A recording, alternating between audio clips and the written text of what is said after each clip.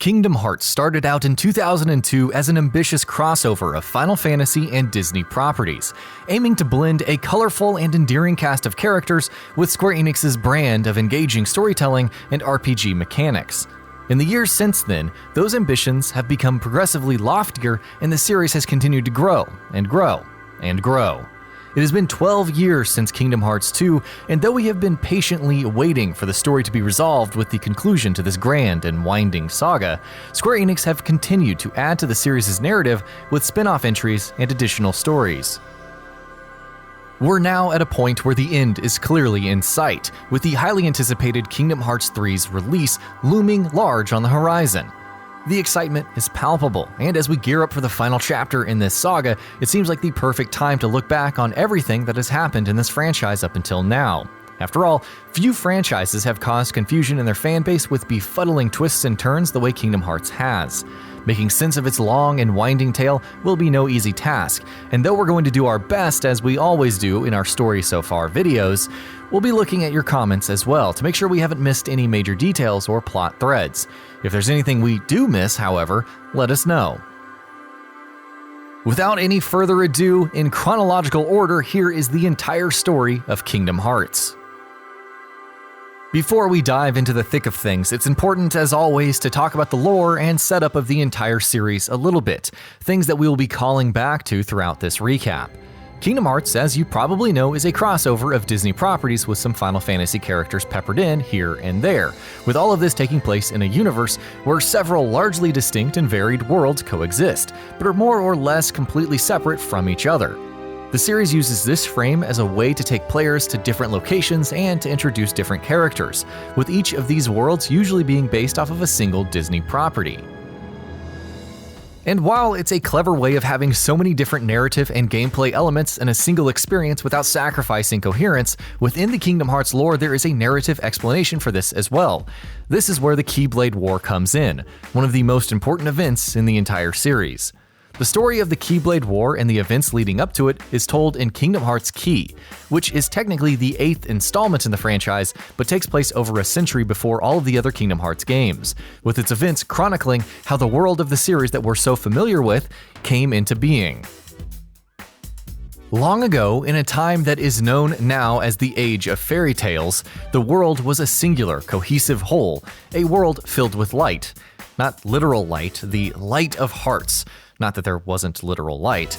The source of this light was a giant heart in the sky, which was known as Kingdom Hearts, considered to be a source of all light, and hence all life. Kingdom Hearts and the light within was protected by a special weapon known as the Keyblade, a Keyblade shaped, well, like an X.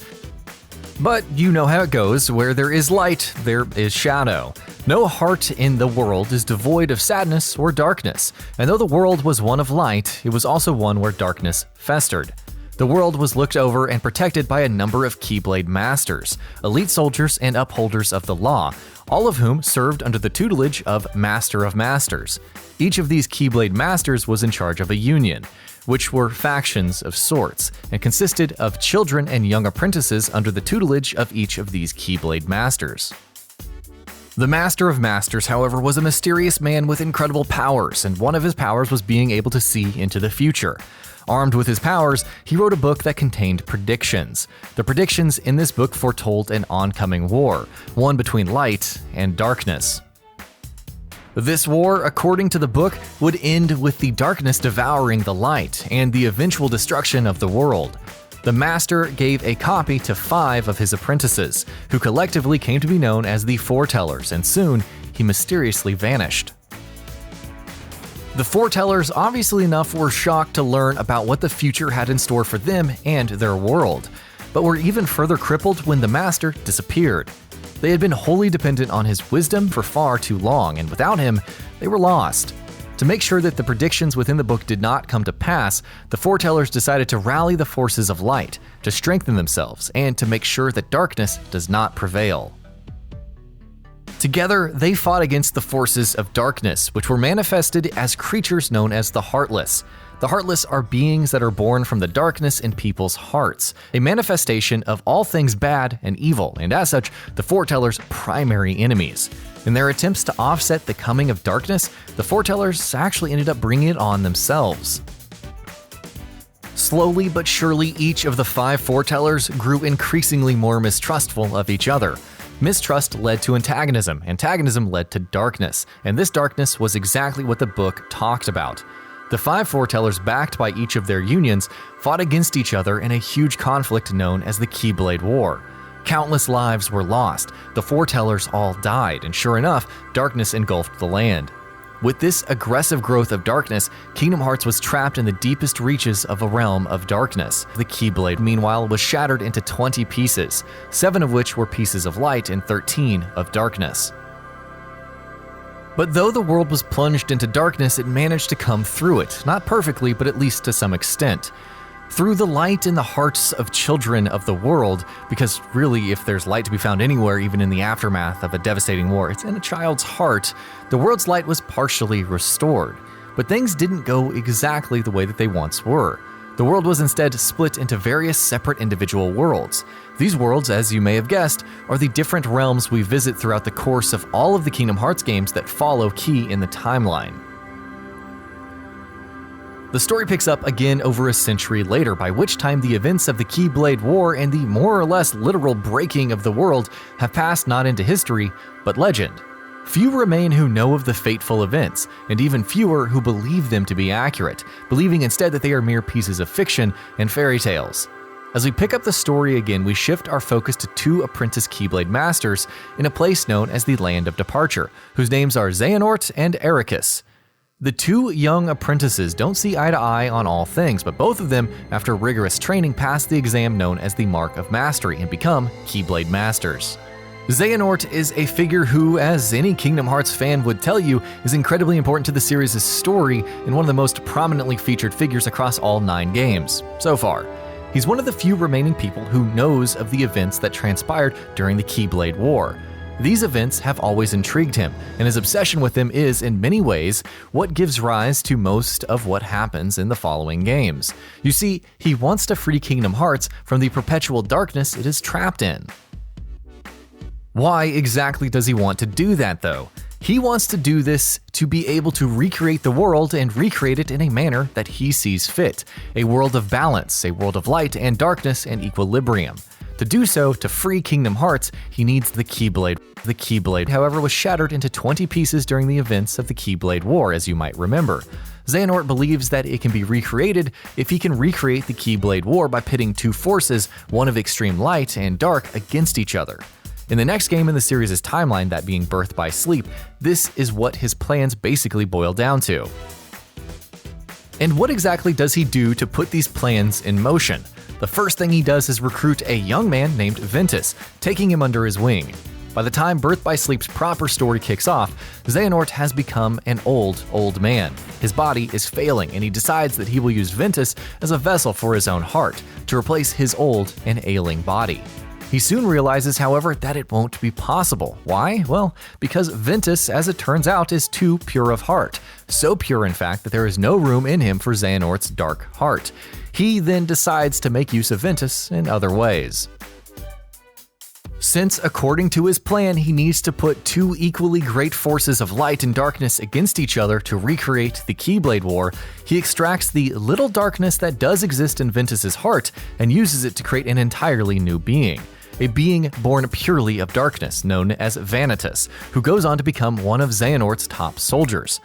Ventus's heart is damaged in the process and he falls unconscious, but somehow, miraculously, he survives. How? Well, the heart of a newborn child named Sora elsewhere in the world senses that of Ventus's, and the 2 briefly connect, saving Ventus's life. Meanwhile, Xehanort takes Ventus to his fellow Keyblade master Ericus, who he knows Ventus will be trained in the ways of light.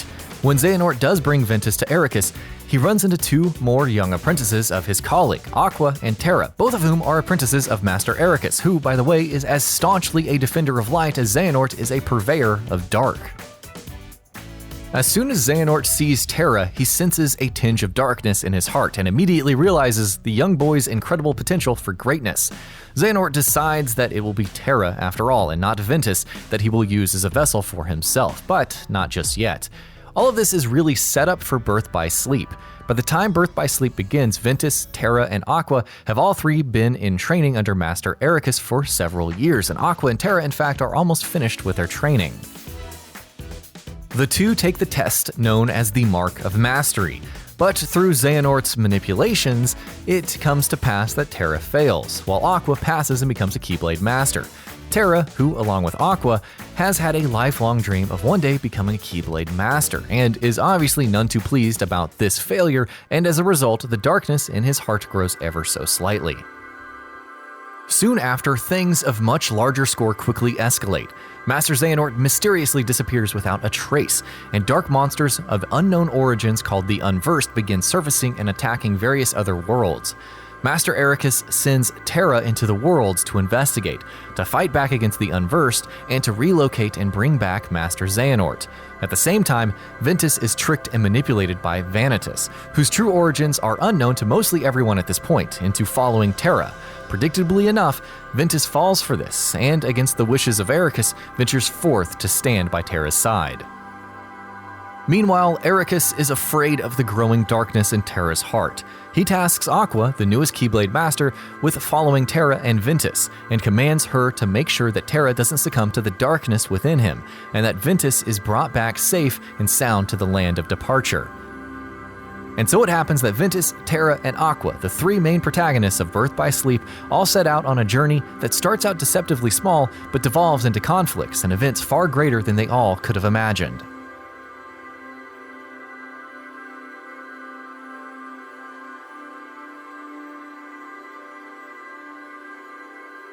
And that about does it for this video. If you enjoyed what you watched and want to see more from GamingBolt, you can always hit that subscribe button and turn on the bell icon next to it.